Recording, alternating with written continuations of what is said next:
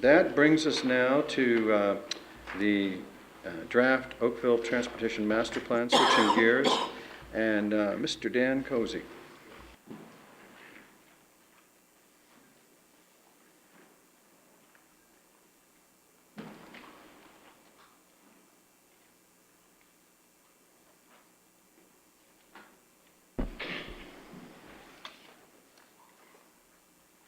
Well, good evening, Mayor Burton, members of council, and members of the audience. For those of you who may not know me, my name is Dan Cozy. I'm the Director of Engineering and Construction with the town of Oakville.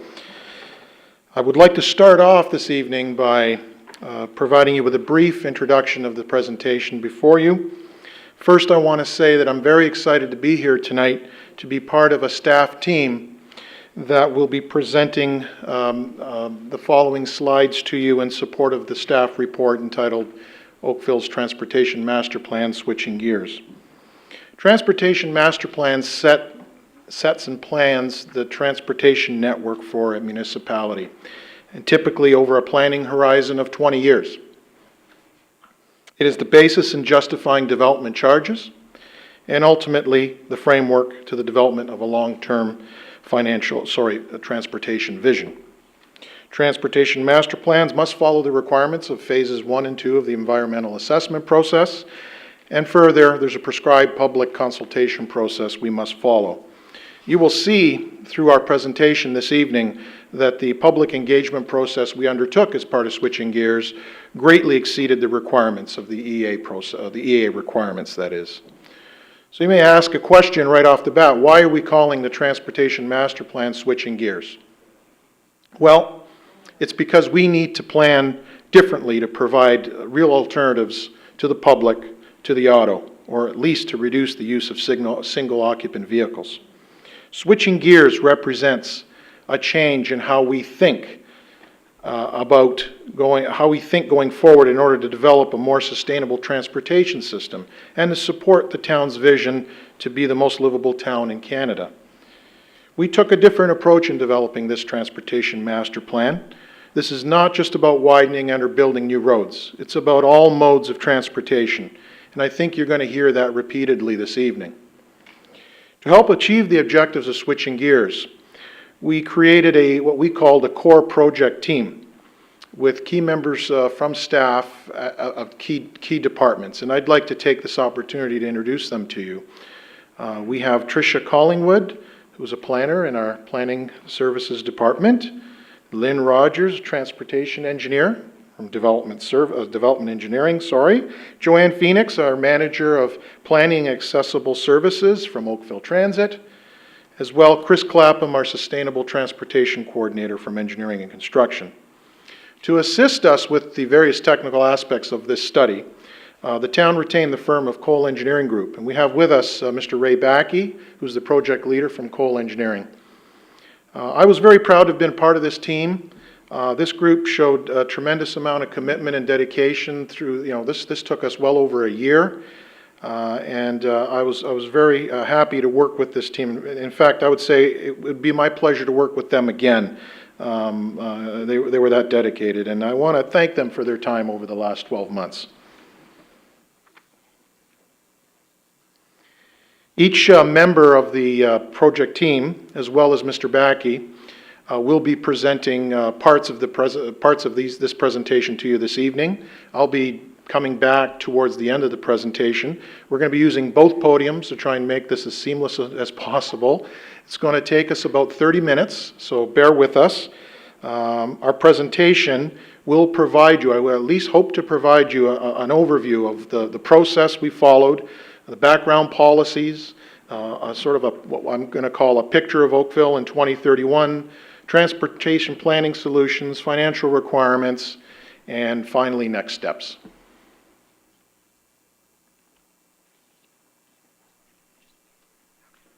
Thanks. The Town of Oakville's Vision 2057 program integrates all of the town's projects, master plans, and other key planning initiatives under one umbrella. Vision 2057 is guided by 3 principal documents: the Town of Oakville Strategic Work Plan, Livable Oakville, and the in-progress Local Community Sustainability Plan. Under Vision 2057, there are 4 pillars: create it, preserve it, afford it, and live it. In June 2011, as part of Vision 2057's Live It initiative, the town commenced the update of the Transportation Master Plan. Since the last update of the TMP in 2007, there have been a number of planning and legislative measures put into effect, such as Places to Grow, which is supported by Metrolinx's Regional Transportation Plan, the Big Move. In addition, the town has guiding documents governing land use and development throughout the town, including the Livable Oakville Plan and the New Communities of North Oakville, which implement provincial growth targets and put into place intensification and growth policies.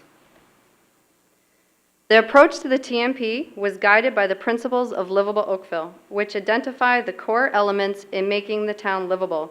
Specifically, those guiding principles are preserving and creating a livable community, providing choice and mobility throughout the town, and achieving sustainability in order to minimize the town's ecological footprint. To reflect these principles and changing nature required to deliver mobility, as well as adopting the region of Halton's recent recommendation of 15 to 20% region-wide transit modal split through the update of their transportation master plan, this TMP update was branded and named Switching Gears. As Dan mentioned earlier, Switching Gears reflects that travel behavior in Oakville requires a substantial change in order to support the town's sustainability plan, the way the town plans for future growth and infrastructure needs, and the way we promote major shifts in transportation modes. Setting the foundations for the future means to plan for communities in a way that shifts the thinking in transportation planning to a more sustainable system that not only accommodates, but provides options in mode choices and travel behavior. The transportation network has a direct influence on the character of the growth and the livability of the town. As Oakville switches gears to a more forward-thinking, sustainable transportation plan, that is a requirement of the Livable Oakville Plan, the Environmental Strategic Plan, the Transit 5-Year Plan, the North Oakville Implementing Documents, the Active Transportation Master Plan, and the Trails Master Plan that the town has put into effect, we will see the benefits of our early planning efforts and commitments. All of the documents highlighted on this slide rely on a network that provides a full range of travel modes and a plan objective to provide a public transit and active transportation master plan network that can offer a real alternative to private automobile use. In preparing to switch gears, we must collectively contemplate the impacts of not placing an importance on the relationship of land use, environmental leadership, healthy communities, and transportation. Some of the negative impacts resulting in a deviation from our currently approved plans include, but are not limited to, impacts to public health due to a decline in air quality, infrastructure costs and the ability of municipal governments to pay the rise in costs of building and maintaining transportation infrastructure, private costs to individuals resulting from the need to own and operate an automobile can be a significant burden that displaces other spending priorities, congestion impacts and increased commute times, and finally, negative impacts on the character of our growth and within our new communities. Every 5 years, we as municipalities update our transportation master plan to ensure that the previous findings are applicable and incorporate any new policies or information that might impact the plan. Cole Engineering was retained to undertake this assignment and includes 3 distinct parts. Part 1 is switching gears. Switching gears provides strategies, policies, and tools to transform the transportation network to promote transit, active transportation, travel demand management, and most importantly, the change of travel behaviors for the 20-year horizon. Part 2 is the development charge background study. This study reviews the financial impacts of the preferred transportation solution, and it directly supports the development charge bylaw and capital forecast budget undertaken by the Finance Department. Part 3 is Midtown Oakville Transportation and Municipal Stormwater Class EA. This study is a continuation of Switching Gears and further assesses the needs in Midtown to meet phases 3 and 4 of the municipal class EA process. Together, these three components will develop and recommend strategies that will ensure the satisfactory movement of people and goods within Oakville to 2031, and within the context of environmental, community, financial, and operational sustainability. Typically, TMPs have a 20-year horizon that takes us to the year 2031. In 2031, Oakville's population will increase to 246,000. That's an increase of approximately 63,000 people from 2011. The number of jobs will increase in Oakville to 128,000, which is an increase of 37,000 jobs. As a result, in the increase in people and jobs, the number of trips to and from Oakville increases from 45,000 to 70,000 in 2031. By 2031, we also expect several road improvements by Halton Region, the province, and the town. These improvements were assumed and incorporated into the future-based road network.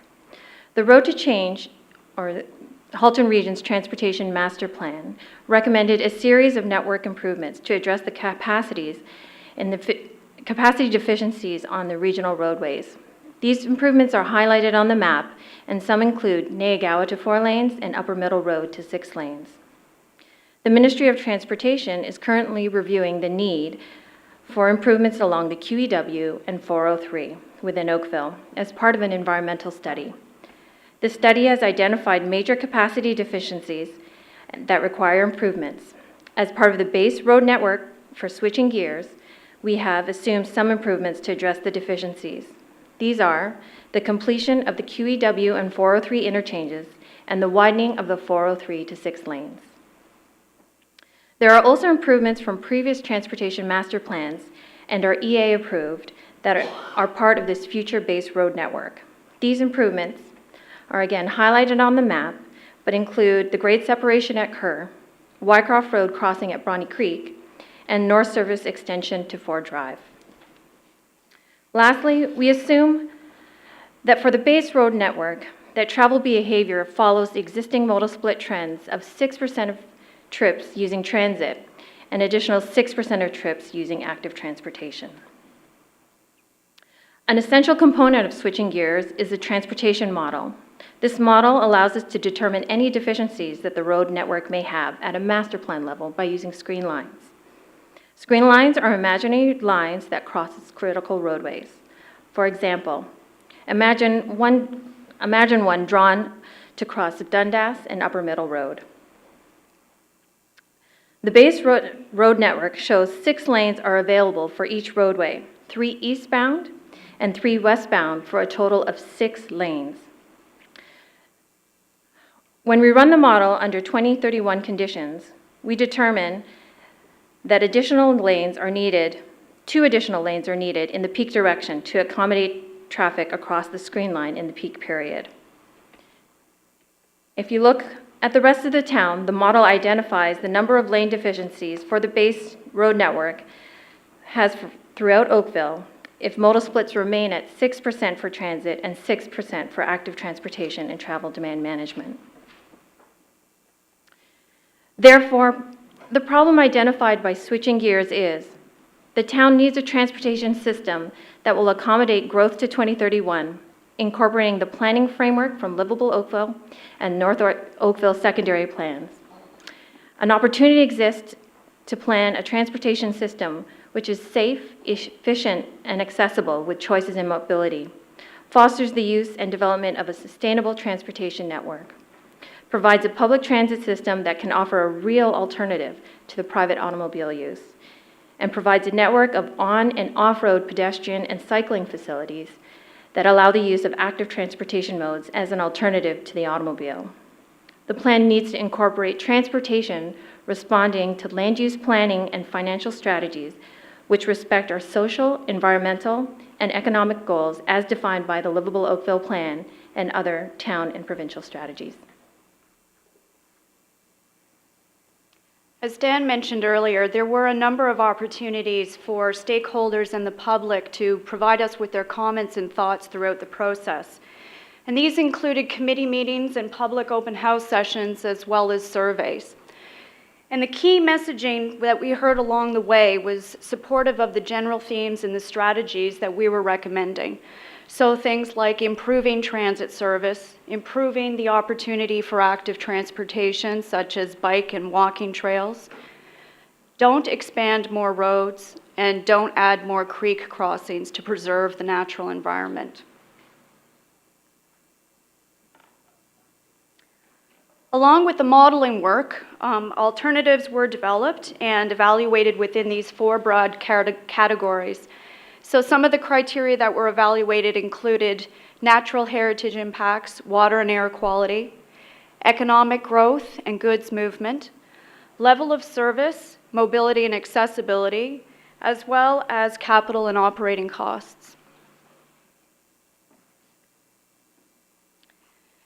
So the recommended solution, as you have heard earlier, does require us to switch gears. So to shift our minds and our behaviors to solutions which reach beyond the automobile.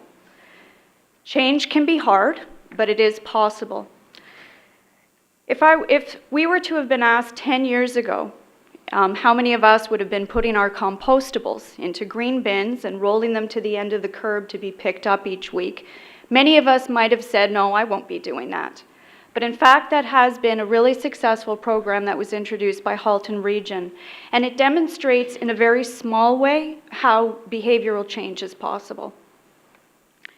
So our solution recommends moving away from an auto-only based solution. It recommends moving to a high level of transit growth, which will take us from the current 6% mode split to the future 20% mode split, which is in conjunction and consistent with the objectives as set out in the region's TMP. And I should also note that this includes the transit share from GO Transit. Our solution also recommends high active transportation and travel demand management, so moving from the current 6% to a total of 12%. The rest of the recommended solution is incorporating infrastructure improvements as well as road network strategies. For example, road design complete streets policy, accessibility, traffic control measures and traffic calming, and grade separation, to name a few.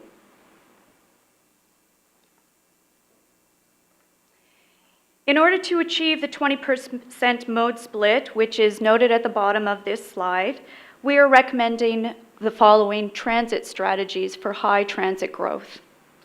The first of these is transit-oriented design. So this means continuing the work that we've already started in North Oakville with the Transit First policy. As well, it means possibly introducing express or shuttle bus services from growth areas. The next strategy is high-frequency bus service. So the introduction of high-frequency rapid transit service on Trafalgar Road and Dundas with headways of 5 minutes or better. It also means maintaining the peak period service frequencies, which were identified in the Oakville Transit Service Design Standards, of 10 minutes in the peak and 20 minutes in the off-peak for primary corridors. Just to give you an example of the success of increasing frequencies in this way, prior to the new service design, we operated a route from from the Oakville GO station to the Uptown Core, and it was named Route 29. With the introduction of the new service design in September of 2009, we renumbered the route. We made a small diversion into Sheridan College, but we increased the frequency to 10 minutes in the peak and 20 minutes in the off-peak. In 2008, before the change, the route carried 62,000 passengers in a year. After the change in 2011, it carried 273,000 customers. And that just goes to show how those frequency changes can make a difference. And it, in fact, is one of the most successful routes that Oakville Transit does operate right now. One of the other strategies is the introduction of signal priority and queue jump lanes, and this is intended to give the transit vehicle priority at key intersections across the town. We'd also like to continue with the program of bike racks on buses. Currently, our fleet is 100%, has 100% of the fleet have bike racks, and we want to continue that program. But as well to work with active transportation staff to install bike facilities at key transfer points and to increase multimodal opportunities. The next is specialized service and accessibility. So this means expanding caravan service north of Dundas, as well as expanding caravan service across and throughout the town in conjunction with the changes that are required from the AODA, the Accessibilities for Ontarians with Disabilities Act. But it's not simply increasing frequencies, it also means making improvements in infrastructure, such as the addition of walkways and landing pads and accessible shelters. The next strategy is customer service, marketing, and intelligent transportation systems. So making improvements in customer service and marketing so that the customers understand all of the options they have to use the transit system. As well, it includes the introduction of intelligent transportation systems and GPS technology, which will provide the customer with up-to-date real-time information. But it also provides transit staff with invaluable data, which allows us to plan more efficiently and optimize routes. Now, all of the strategies that I just described here are within the direct jurisdiction of the town, and certainly there are some strategies that lie outside the direct jurisdiction, and we'll have to continue to work closely with our neighboring partners and other agencies in order to achieve the 20% modal split overall. Some of these strategies include more frequent GO Rail and GO Bus service, as well as the introduction of express rail service along the Lakeshore Line. Seamless intermunicipal transit service, and this means better integration as well with conventional and specialized services. Working with other agencies such as Metrolinx and the Ministry of Transportation in developing park and ride facilities, and this ties directly into some of the strategies in travel demand management. And also providing dedicated transit lanes on rapid transit corridors and HOV lanes on other primary corridors. And just an example of this is the 403 Transitway.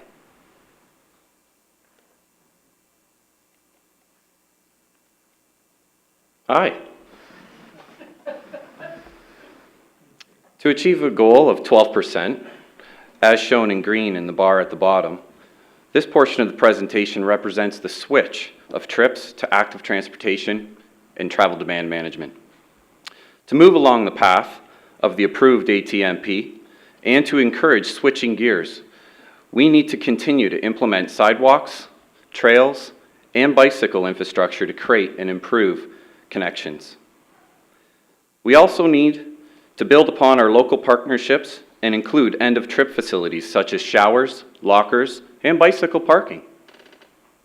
Additional active transportation strategies include encouraging people to leave their car at home to commute to work, business districts, schools, by walking and cycling with programs such as the Active and Safe Routes to School initiative. We also need to continue to promote these modes with marketing strategies, including ads, education, and outreach. A great example is our new Cycle Walk Oakville map, helping people learn about walking and cycling within Oakville.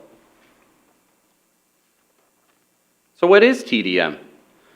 Travel demand management includes strategies such as carpool programs, finding that perfect match to share a tank of gas with, car share and bike share programs, subsidized transit initiatives such as the proposed Sheridan College UPass program. It also includes parking management strategies such as public parking facility rates, private paid parking lots, and reductions in parking requirements. Another major component of TDM is all of the programs involved around flexible work arrangements that we as a corporation have recently approved.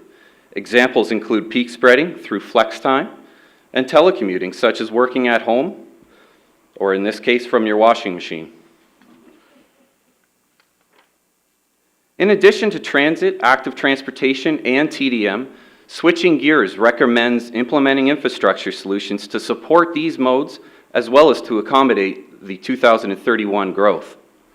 These improvements include widening arterial roads, such as Wycroft Road and Spears Road. It also includes the growth area infrastructure needed for Midtown. Examples include the Cross Avenue extension and the new QEW crossings. Finally, the plan also recognizes the need for new barrier crossings to address capacity needs. Number one, 16 Mile Creek, either the extension of the North Service Road or our preferred solution, widening the QEW. Number two, a mid-block crossing of the Highway 403, a 4-lane roadway with pedestrian and cycling facilities. Even with all of the recommended solutions for switching gears that include transit, TDM, and active transportation, and the infrastructure improvements, the plan will still need to incorporate and implement policies and strategies to help complement them. A great example of incorporating this is a complete streets policy. This includes all aspects within the street right-of-way, utilities, trees, street furniture, and it accommodates for all modes of transportation. Other strategies include road design, traffic impact and assessment guidelines, a new parking strategy, an accessibility strategy, a review of control or traffic control measures and how to implement them.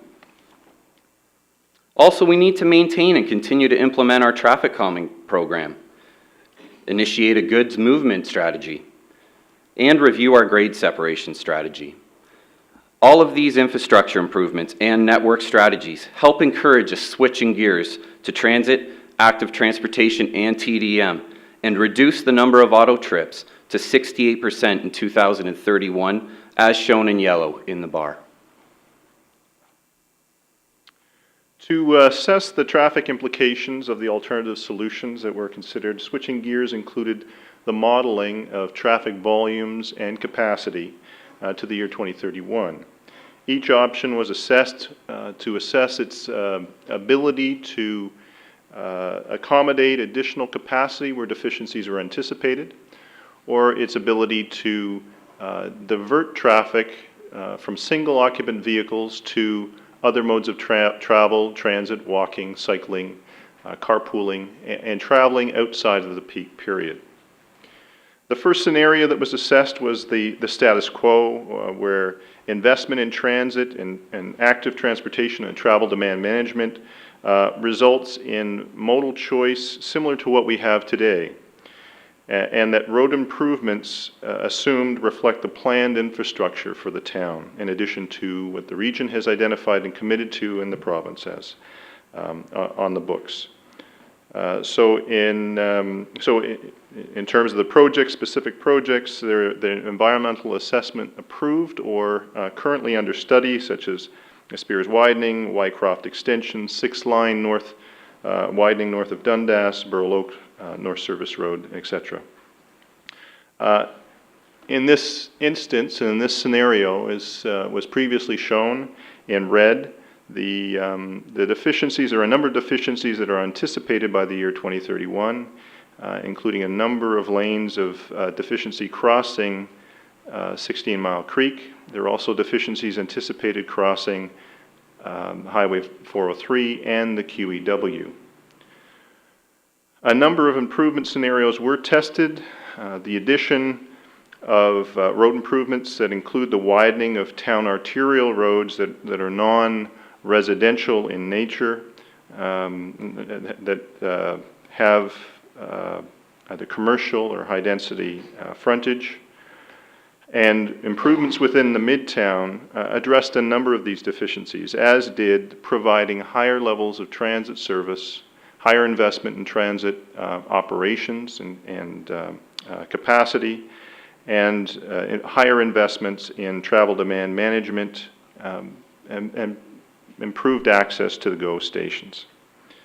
And with those improvements, we see a significant reduction in the demands for travel. So adding improved access to the GO stations, additional capacity across 16 Mile Creek, which we are recommending, as an additional widening of the QEW. It has a much more significant impact in terms of additional capacity.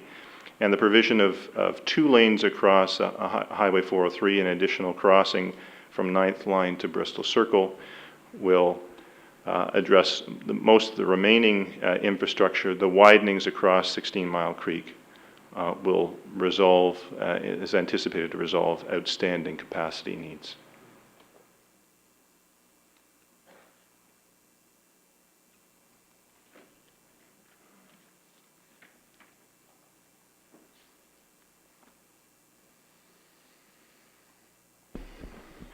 The studies also develop preliminary high-level estimates for both capital and operating costs in order to fully implement the recommendations of switching gears. These estimates are intended to provide you with a high-level overview of the investment requirements over the next 20 years.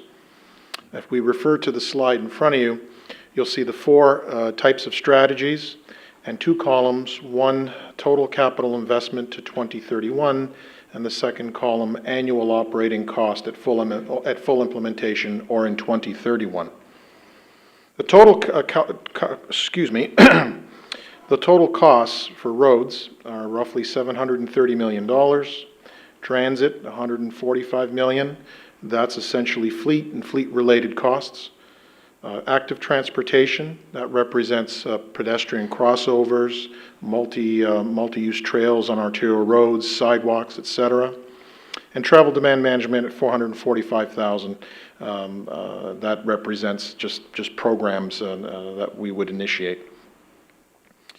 The total capital cost estimates are gross figures and will be further reviewed and refined as part of the development charge bylaw update initiative.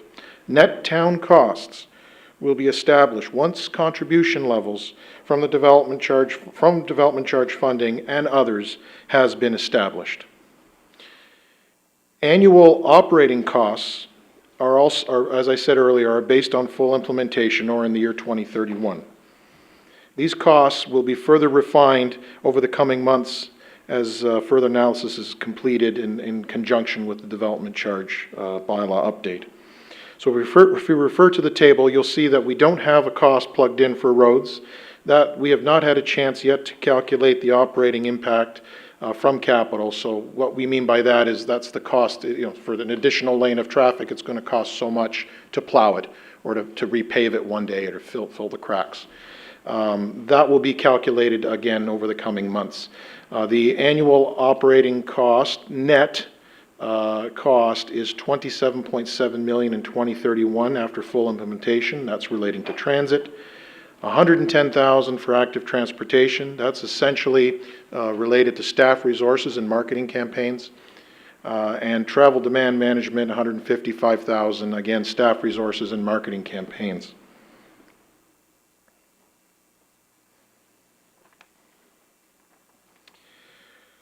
Growth-related capital funding of transit will continue to be a challenge under the Development Charges Act.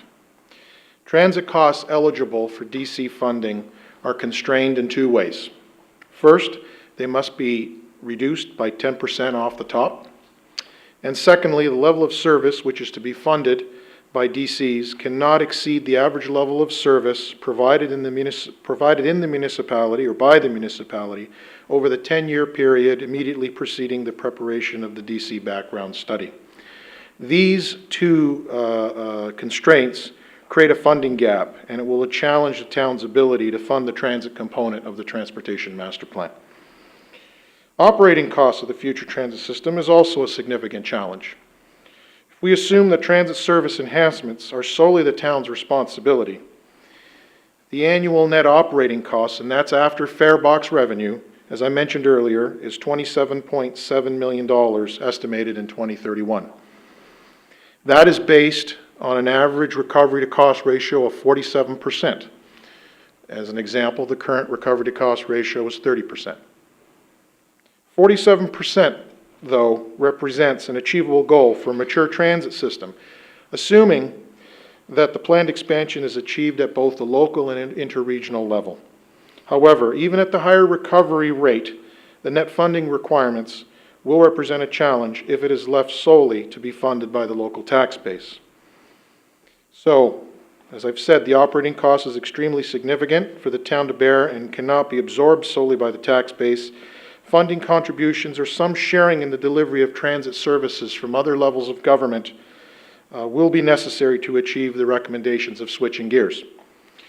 So the town, or we need to look at partnerships with the region, GO, Metrolinx, the MTO, and other funding sources, possible future stimulus funds, the gas tax, the Building Canada Fund, Ontario Bus Replacement Fund, a Metrolinx partnership program, as well as the Metrolinx Bike Links program. These are just examples. And how do we ensure success or continue the momentum? Well, in as much as we've said switching gears is about changing the way we think, we've already on our way there. And I'd like to cite a few examples. The first example is a project we undertook last year along Third Line. Excuse me. With the expansion of the parking lots at the Bronte GO station, we were expecting significant more traffic, and as we all know, the intersection at Third Line and Wycroft wasn't a very friendly intersection. At that time, we undertook a study to see what we could do to improve the capacity of the intersection and study the progression of traffic north and south from King's College to Spears Road. And through that study, we were able to optimize the signals and greatly improve the capacity of the flow of traffic on Third Line. That's part of what Switching Gears is recommending. We need to look at our our traffic signal system throughout the town, key corridors, and carry out improvements of that. Let's maximize what we can get out of the existing system. Another example is what has been achieved to date with transit. I mean, we all know we have the new facility that was opened recently. We have the new service design in 2009, and I know that transit increased its ridership 2011 over 2010 by over 250,000 riders. The active transportation program. This year, our capital program will see us deliver 48 kilometers of active transportation facilities. That's this year alone. And we'll be continuing to implement more active transportation facilities as we go forward. And then we have a thing that I'm calling the state of good repair. This council has already invested significantly to ensure the continued maintenance of our road system. And I'm referring to the road resurfacing program, formerly known as the Hot Mix program. I don't have to tell you that a well-maintained road system operates more efficiently and effectively. And we were thrilled recently when we learned that a Canadian survey ranked Oakville as the #1 municipality in Canada for road maintenance. That's really a telling sign. So it's great that we're doing that and that we continue to do that. We also have solid planning foundations in place. We've talked about Livable Oakville, the Environmental Strategic Plan, the Active Transportation Master Plan, as well as the North Oakville Secondary Plans, which are ensuring those communities are designed as transit-first communities. So we're down to the last slide, and hopefully we haven't used up too much of your time this evening. The next steps associated with this, if we have approval of this report tonight, we are required to issue a notice of completion. That's required through the EA process. The public review period is set at 30 days. We're going to provide a 60-day public notice period. We will continue and complete the work to help us get to a development charge bylaw by the end of the year. We have commenced and will continue to work towards completing the Midtown Oakville Transportation and Stormwater EA. We just had our first open house a few weeks ago, and it was very well attended. We need to incorporate strategies from this plan into Oakville Transit's 5-year plan, and we need to implement switching gears through the Livable Oakville plan. And finally, and probably most importantly, we need to advocate for tools and funding sources to give the town the necessary tools and funds to support the required transportation system that's recommended by switching gears. That's it for the presentation, and if you have any questions, we'll do our best to answer them. Thank you very much. I'm going to ask council for questions first, and then I'll ask if there's any members of the public with information for council. And we have a long list. But before we go there, let me just say on behalf of council, what an inspirational and impressive presentation that was. I saw our town manager, who has his roots in transportation, beaming proudly in the back. And by the time you were done, I saw why. So hats off to all of you. Excellent work. Thank you very much.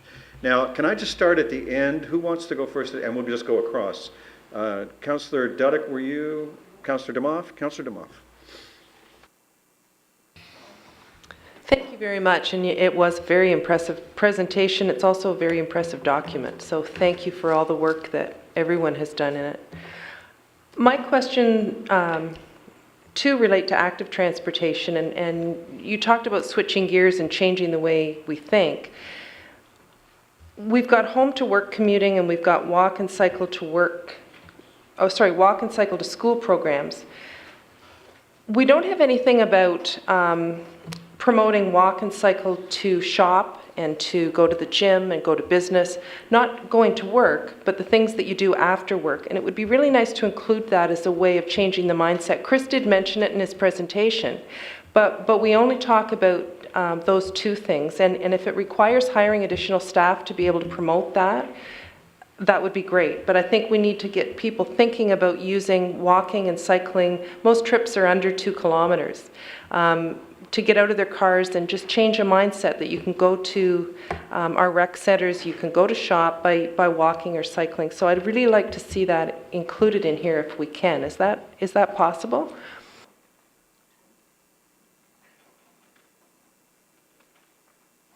Just checking with Chris.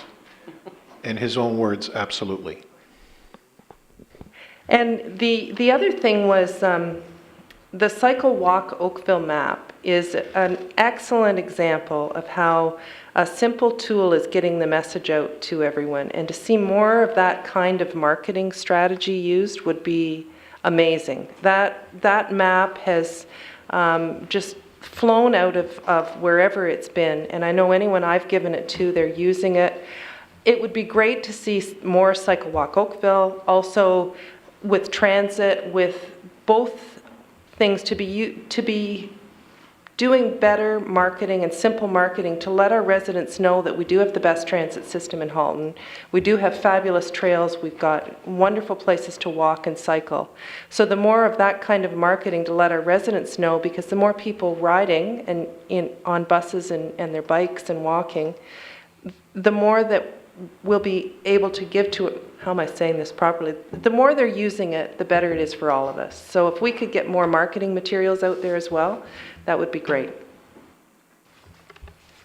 Thank you, Councillor. Next, Councillor Bird, did you? Sorry, I punched the wrong button. At the FCM meeting that some of us attended out in Saskatoon, a lot of discussion took place between the federal government and the those that attended, primarily the municipal level, on making the gas tax a permanent source of revenue and increasing, I guess, presumably, the funding from the federal level for that program. What would the impact of that be on here? How much are we projecting, or if any, from the gas tax into this program? Through you, Mr. Mayor, I'm pretty sure that we have taken the assumption that the gas tax is permanent as currently in place. So the need for additional gas tax money in the future would certainly help, or other funding sources from the feds. But certainly, I'm pretty sure that the current plan already accommodates the fact that we have made the assumption that the gas tax would become permanent. It would be nice to see it increased in its absolute amount. Right. But the program itself, we've assumed is permanent. Well, is there, just following up on the last comment, was you're looking for other funding partners. This is relatively new. We've now got pretty well confirmation from every federal party leader that it's going to be continue into the future as a stable source of income. What other sort of sources of income other than the public tax base, property tax base would we explore? Is there other consumption taxes that could be applied to this? I don't want to get into tolls or whatever it is, because I think that'll be we'll let Toronto wrestle with that one, but is there any other things that you can think of other than user fees for, increased user fees for transit service? You go first on that one. I think many of the sources that could be considered are things that have been talked about. I mean, as much as tolls is a dirty word, there are other things like sales taxes or parking rates or things that other levels of government have the authority to implement that the local municipality does not have the ability to implement. So they're being explored at certain levels by various municipalities. We will continue to join that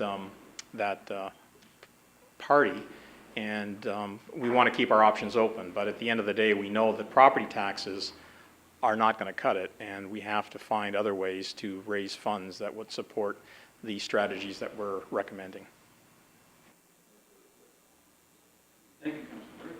Councillor Giddings, did you want? Mayor Burton, could I just add to... Mr. Green, yes, and your consultant appears to actually want to speak too, so the more the better. well, and I think one of the very important issues that we are facing in Canada, and in particular in Ontario, is the spiraling healthcare cost. And if you look at one of the prime causes of healthcare, it's motor vehicle accidents, that's certainly, and the implications of motor vehicle accidents, but there's also the air quality. And air quality, if you look at one of the highest contributors in the GTA, is motor vehicles.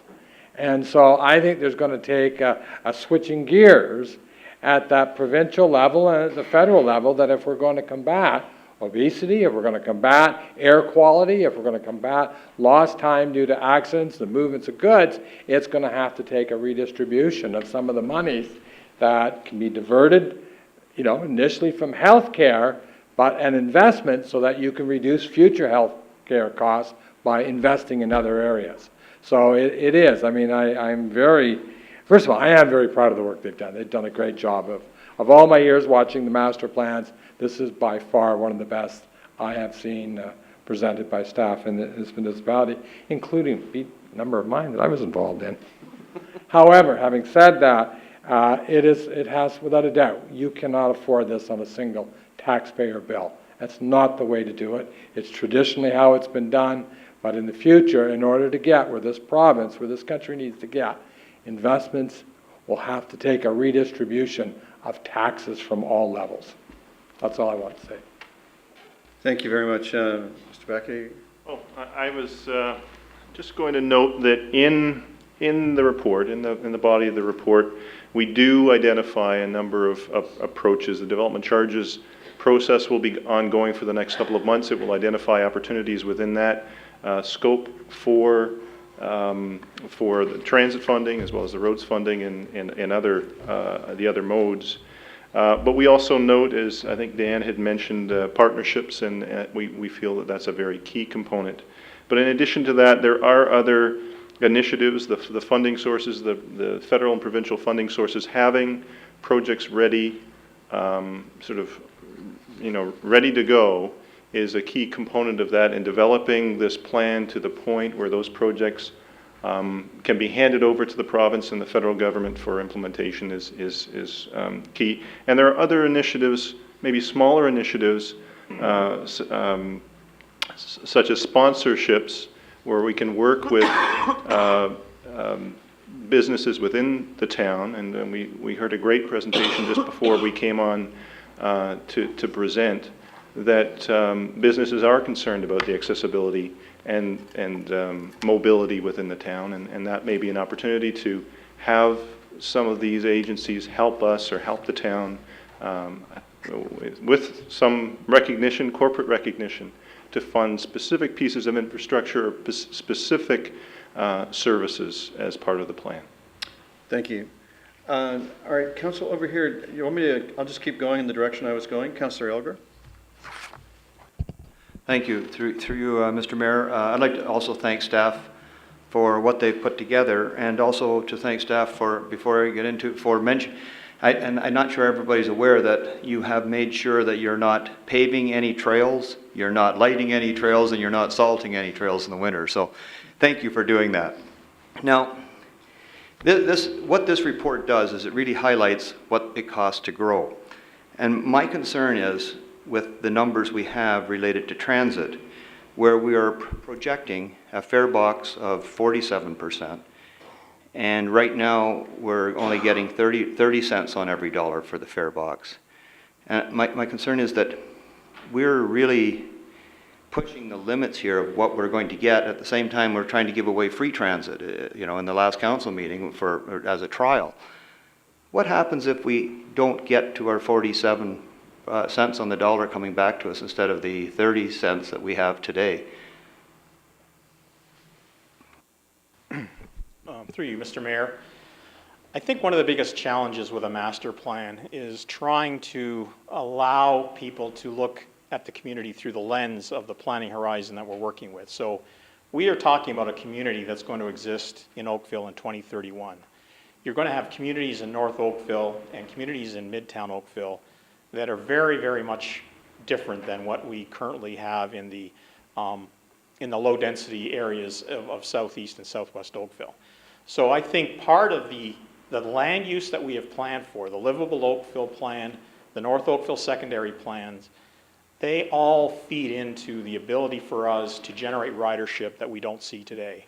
So I don't think the 47% cost recovery ratio is at all unrealistic, because we are looking at a community in 2031 that will be designed to support transit more so than it is today. So I think we're in relatively good stead, and if you look at it through the lens of 2031 as opposed to the lens of 2012. But the lens of 2031 looks like, when I do the calculations, will actually start in about 2013, 2014. So is that what we're thinking we should be starting to increase right now? Like looking at from today forward, the fare box increase? Certainly the plan is designed to be incremental in nature. So yes, we have to start moving forward. And I think, again, as you see the first populations move into North Oakville and to Midtown, we will experience those kind of ridership growths. The potential for a Sheridan College UPass program will be amazingly helpful in achieving some of our ridership targets. So there are things that are going to come up over the next year, 2, and 3 that will incrementally move us towards that 2031 lens. Now, the current split is 6%, mobility split on transit. Is it 6% today, and we're shooting for 20%? Is that correct?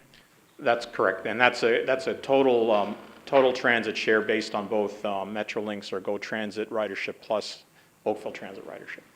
So how many years have we been 6%? Ballpark. We have looked back over the last 10 years, and we have seen the numbers climb gradually between 96 and 2001, and the numbers have been comparable between 2001 and 2006. Those are the time frames of the Transportation Tomorrow survey. There have been substantial changes in service, and some of the successes have been noted today between 2006 and today. We should know later this year the results of the latest Transportation Tomorrow survey, and that will give us a better feel for where we stand as a municipality wide. Part of the plan is a monitoring plan. I did hear the concern about what if we don't achieve those goals, but the plan does specifically provide direction and guidance in monitoring the successes as the town moves forward over the next 5 years through the life of this phase of the plan, and leading into the next update of the TMP, so that the town can make whatever changes and modifications it needs to 5 years from now. So for development charges, the development industry, they have a rear view mirror that they look back 10 years and they average the whole 10 years. What is that number that they are going to be playing with? The development charges service threshold, and I'll sort of look to town staff to jump in if I'm misstating this, but the development charges service threshold is really investment per capita as opposed to utilization per capita. So it is a difficult one to get over. Making that increase in service and serviceability is I think, a difficult thing for any municipality to manage. Yeah, I don't think I can, through you, Mr. Mayor, add too much more to that, other than, again, the development charges is dealing with growth-related capital investment. It doesn't deal with operating costs. Yeah, exactly. I wanted to, thank you. I wanted to get that out there, that in fact it does not deal at all with operating, which is driving up everybody's costs. And I think to you, your worship, that's going to be one of those key things that we will have to look at in the next major update, which is in 5 years. Are we beginning to trend towards that higher utilization and higher fare box revenue? So you're at sort of one of those key points in times that over the next especially where you're looking at such an aggressive program, you're going to have to see those results starting to occur, that there is a trend towards moving. The other, of course, major decision point was when the development charge study is complete, when the capital forecast for all of the things that the town is looking to do, which will be presented in the first quarter of next year, you will begin to see what all the cumulative impacts of all the various programs are, which again will assist in that decision-making going forward. What you're adopting tonight is really a preferred vision as to where you believe transit for this community should be in the 20-year time frame. It is really, you're not approving a plan that says you've got to do this in 2013, this in 2014, this in 2015. What you will do, you're going to have to look at, because economies will change, things will happen in the world, oil prices may do this, other things may happen. So it is you're articulating a vision, and then along the time with the major updates, looking in the rear view mirror, looking ahead where the trends are, you will be clearer as to will you be able to achieve it. Now, in the presentation, I noticed air quality came up, and that's a good one, but my question is, will the air quality get better or will it get worse? Like, I'm thinking you're going from 182.5 to 246,000 people. So how many extra tailpipes are we going to have? What's the projection? Because we've got 63,500 more people coming, and that's only in Oakville, never mind, you know, the pass-throughs. Have we done any calculations on that at all, modeling? Within, through Mr. Mayor, within the study, we do have a background study on air quality. It does assess the state of the condition today. It does provide some direction on the implications of alternative approaches to transportation and its impacts in general terms on air quality. The concerns, the specific concerns that were raised through that exercise were the overall congestion and how congestion-related fuel consumption and emissions may impact overall conditions within the town. But certainly as the town grows, the number of people who will be driving will be increasing. Air quality will be affected. Is trying to manage that impact. Is trying to, you know, minimize that growth in emissions. I appreciate that. Councillor, I can give you a little more information on that. Dr. Nozel presented his annual air quality report today at Health and Social Services, and for the last 3 years, we've seen marked improvement, a pronounced improvement in air quality to where we're in compliance with everything except ozone. It's really quite a remarkable trend, and yet we've been growing in this time. And he made the point that it's very hard to jump to too many conclusions here because, he stressed, the weather has so much to do, the weather patterns have so much to do with how long pollutants that are emitted into the air stay local and how quickly they disperse depending on how much wind and so on that we have. So I know you got that in your package, and I recommend that you look at it because for whatever reason, there was good news on that front. Well, right after I get through my planning and public works, I'll dive right into that health report that was there today. Next question is related to pricing of the roads. And I notice and I appreciate what you put in here about noted about the species at risk along transportation corridors. And when we're pricing out the roads, have we done a better job of making sure there are crossings throughout the natural heritage system? Because I'm not sure they were very good at over the years, but I think we've learned a lot in the last 10 years. Through you, Mr. Mayor.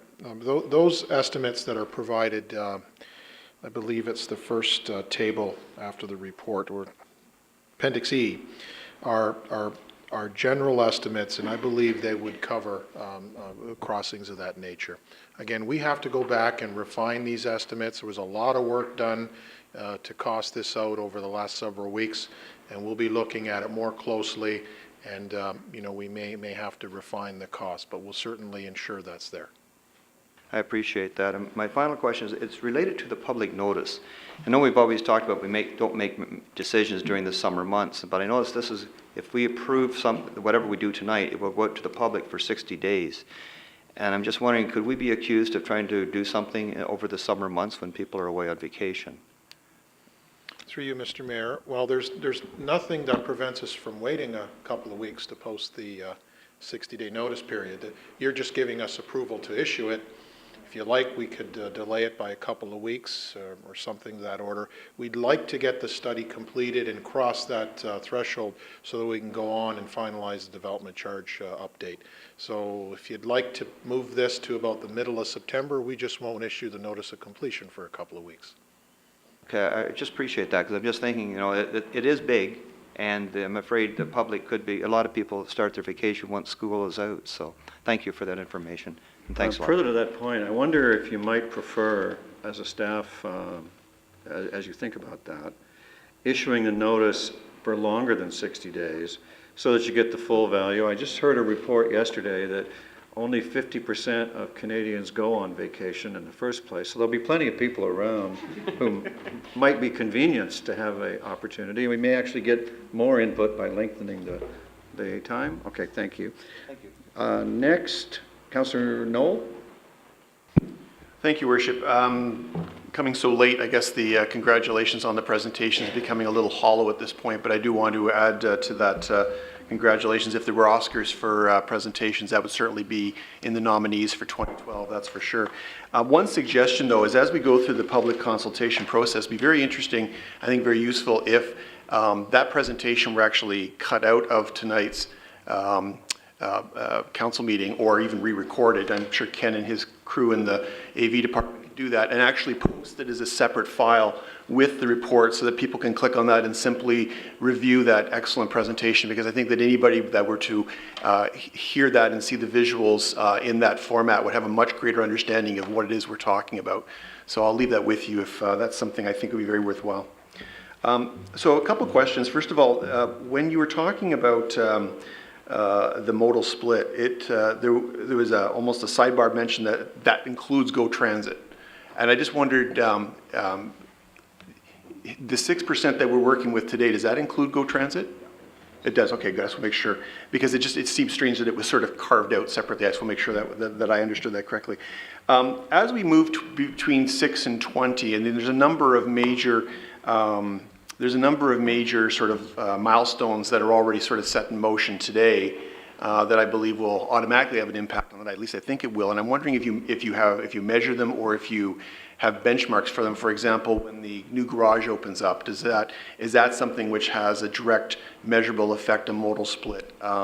When the new express service, the new GO Express service, have we anticipated what the increase in modal split will be for that? So is there any modeling or projections based on some of those major milestones that we already know that are in place?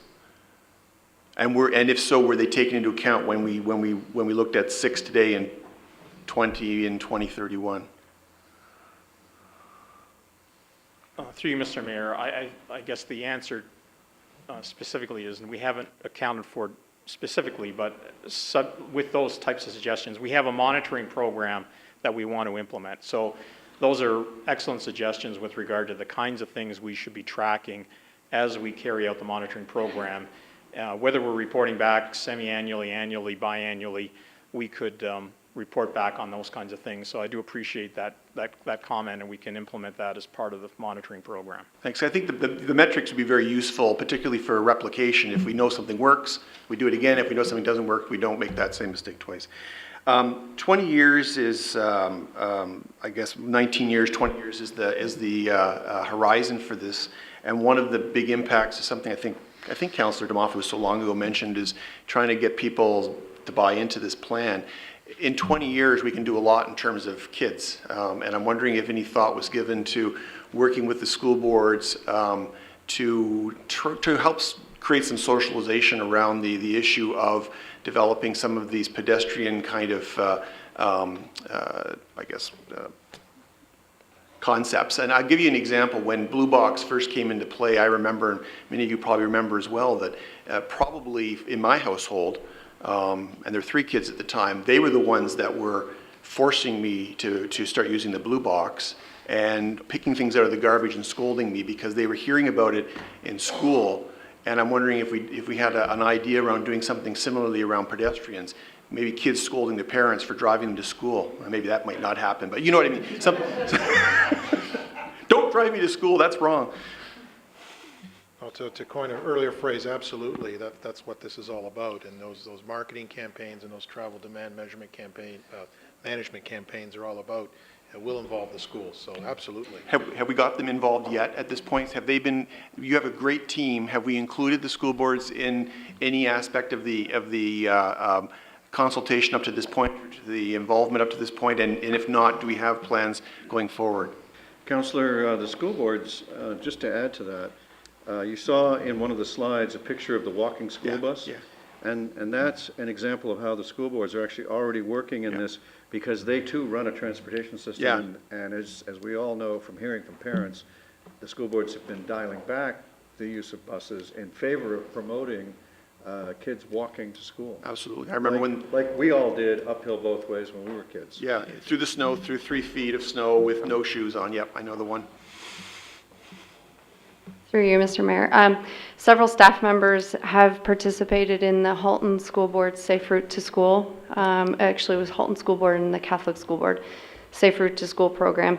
They're on a bit of a hiatus while they sort out their commitments to that program. But yes, the town has been working with them on that. Okay, the next question relates to schools as well, and that is, we run a transportation system, a transit system. They run a transit system, or they subcontract theirs out. I've raised this in years gone by, and there's always been issues around security or compatibility. Have we given any thought to trying to find ways where there may be some commonalities of service or opportunities for sharing of facilities or vehicles or anything along those lines to help flatten out the cost of our transit system somewhat?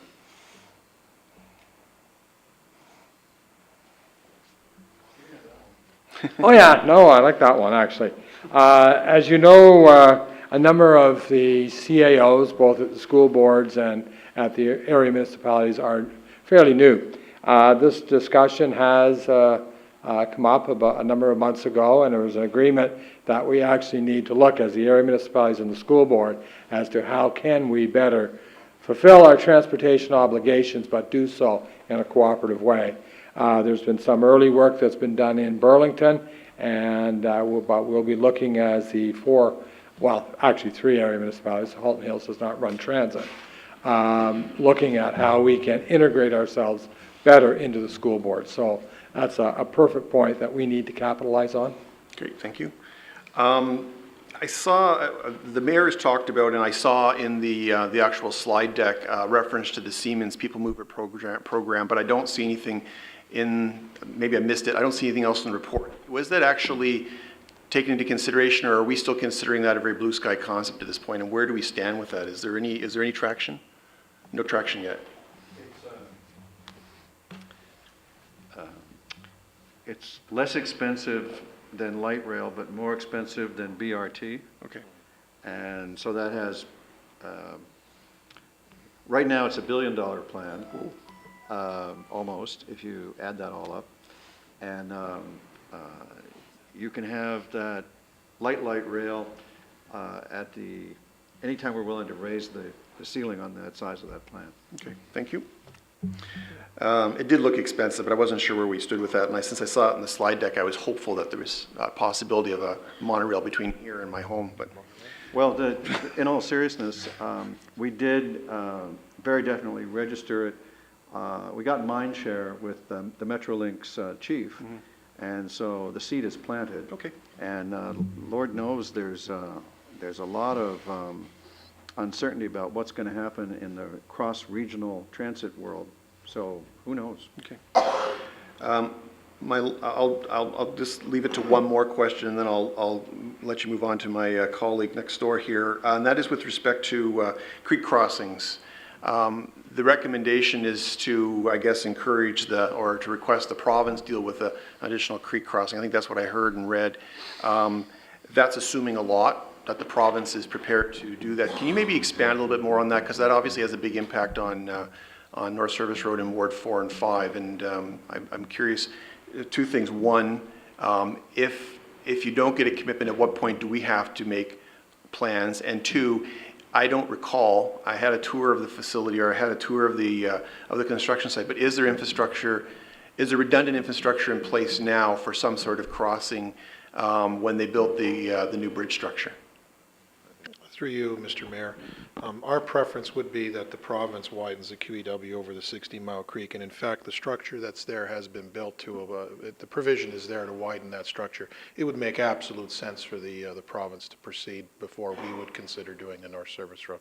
But obviously, if at some point the province isn't buying into it because they have so many other kilometers of roads throughout the province that need help, is there a point when we have to start looking at that as a municipality to find another creek crossing at that juncture? Through you, Mr. Mayor. Yeah, I think that's certainly the reason why we have to update these plans on a 5-year cycle. You know, 5 years from now, we'll have a better sense of what the ministry is prepared to do or not to do. At this point in time, it's an assumption. 5 years from now, it may be a little bit more definitive. So we will take that at the time we update the master plan to see where we stand. So today for this plan, assuming it goes forward, we're sticking with the recommendation that we leave it to the province, but in 5 years, we won't deal with it again for 5 more years. Is that what you're suggesting? We will continue to work with the ministry during the next 5 yeah. years. I don't think we're going to be looking to take any steps in the next 5 years to implement any kind of additional crossing ourselves. It would strictly be dealing with the ministry. The little arrow with 4 right at that point really kind of worried me. Yeah, I think what we were trying to do was flag the fact that when you look at all of our limitations on our transportation network, crossing 16 Mile Creek Valley is one of the key ones. And if we can do it on infrastructure that already exists, that would, without a doubt, be our first preference. Great. Thanks again to the team, and thank you, Worship. Thank you very much, Councillor Knoll, for that. Councillor Grant? Thank you, through Mr. Chair. The beauty of this is most of my questions have been answered, but I will also, just before I start, add in, it's great seeing people at the top of their game working in concert together. So thank you for the presentation. I completely agree. We do need to have that video made a link on the website so other people can view it. Just to continue from that last thought, actually, about crossing 16 Mile Creek Valley, and it's a niggly point. It's going to be something that we'll talk about more down the line, but seeing how it's top of mind right now, we do need possibly some bike paths or bike routes crossing that valley area just to connect people. It's one of the most asked for things I get, at least in my ward, that people want to connect from at least 6 Line to Dorval. So keep that in the back of your mind as we go forward. Back in the day, Metrolinx was talking about doing a 5-minute, 10-minute headway for the Lakeshore line, and I'm just wondering where that stands, because that was, I think, back in the Rob McIsaac days, and he said probably by 2025. Do we have any idea if there's any plans to go forward with a high-speed, high-frequency rail still on Lakeshore? Through you, Mr. Mayor, I'm fairly certain that the 2025 plan that Metrolinx has prepared in the big move identifies much higher frequency of train traffic on the Lakeshore West line.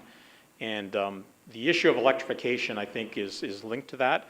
If they do electrify the line, it provides them a lot more opportunity to deliver services more frequently. So, but it is part of the big move as far as I know. Okay, good, because that would certainly help us with our transit. And onto that, seeing again, sorry, I'm just crossing off questions in my mind as we go. So I'm going to go to my old chestnut, which will probably drive Ms. Phoenix and I see Director Colias crazy. iDevice apps. I live and breathe by my TTC app when I'm in downtown Toronto. And I've mentioned this, I think, many times when we were all together on the Old Transit Advisory Committee, but I really believe as we go forward and we can start tracking where buses are. I mean, we're discussing transit stop and station enhancements. This is, I think, one of the best enhancements we can have because it's something that people would be carrying with them all the time. Absolutely, and that ties directly into the introduction of the intelligent transportation system and the associated benefits that you get from that in terms of notification of next bus and those types of alerts that would tie into that. And I don't want to just keep it to transit though, because as Councillor Damoff rightfully pointed out, the walk cycle maps that we have are well loved and well used. And if we had some iDevice app that could link where a person is to our trail systems, they can see a different connection. I recently went on a tour of some of our trail systems and didn't realize that I could walk on a trail completely from Ward 4 practically all the way to Town Hall. And it would be great to have something where you could look at this and see that, oh, well, if I continue along this pathway, I can keep going and head into a different area of the town I've never seen before. So I really, truly believe that although the paper media is a wonderful thing to have, we need to look electronically as well. So thank you. Thank you, Councillor.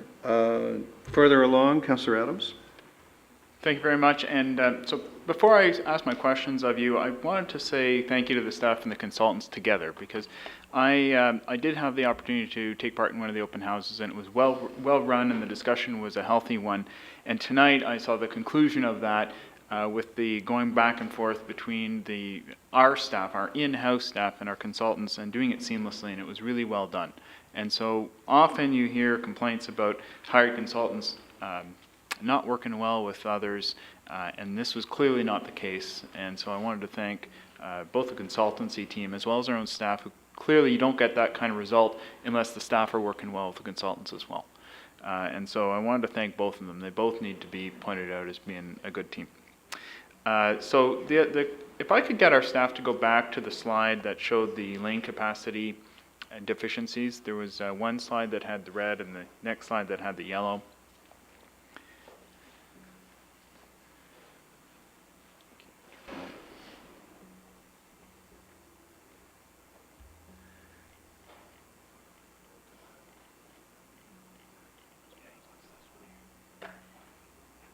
Thank you. So these show where you need the extra lane capacity locations, and this is the before, and then if you go one more slide, you get to what's left, and yet there's stuff left. Can you describe to us what it means to have stuff left on the table, so to speak? Okay, through you, Mr. Mayor, the first step of the improvements that were identified, or a portion of the recommended overall solution, was the widening of some of the east-west corridors, town corridors, as well as improvements to the midtown, and that saw us go from the red to the yellow. And we go a little further with the transit and travel demand management improvements. And that basically takes a layer of vehicles off the road altogether. So the overall vehicular demand will decrease. And what we see is that the demand's really focusing on crossing of Highway 403 in the east near Winston Park and the crossing of 16 Mile Creek. And it's fundamentally the improvements, the crossing of the widening of the QEW, which is our recommended and our preferred improvement that would help address these remaining capacity constraints crossing 16 Mile Creek. And I do note, though, that these are, what we have here are the capacity needs associated in terms of arterial lane capacity. A freeway lane capacity is between 2 and 3 times the capacity of an arterial lane, typically because of the speed, the headway between vehicles, the lack of traffic signal lights that take away capacity from one direction, have to split it between 2. So with the widening, with that additional lane on the QEW, that's what we see as resolving that capacity need crossing 16 Mile Creek.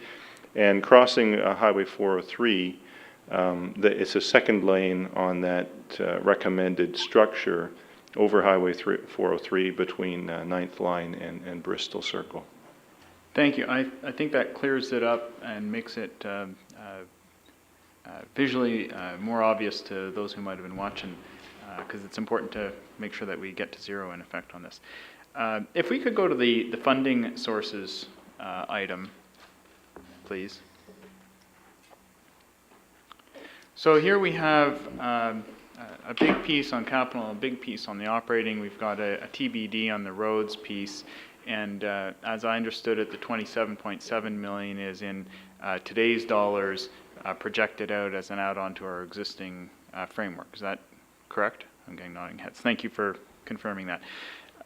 Clearly, these are big numbers, and clearly, as you've stated in the slide deck further in, there needs to be a financing plan to deal with it, and the financing plan can't clearly be entirely on the town. It's got to be a combination of development charges, others, and so forth. And in a way, this is Oakville's one city plan. Here's the list of all the things that we need. And clearly, when you look at the road infrastructure network that's being looked at and the network improvements, they're really important ones. I have a lot of people who have asked me about the Midtown area and the need for new road capacity in that area. So the need to support that new growth is there in terms of having that additional capacity. So it's real, and I'm glad that we're seeing that. But in creating Oakville's version of the One City plan, we need our own financing arrangements. And I want to make sure that when we deal with the recommendation, I was speaking with you earlier about the need to add an additional piece to the recommendation. Would it be okay if we added, after the first bullet, an additional piece that said it, and that the future implementation be subject to the approval of the necessary financing plans?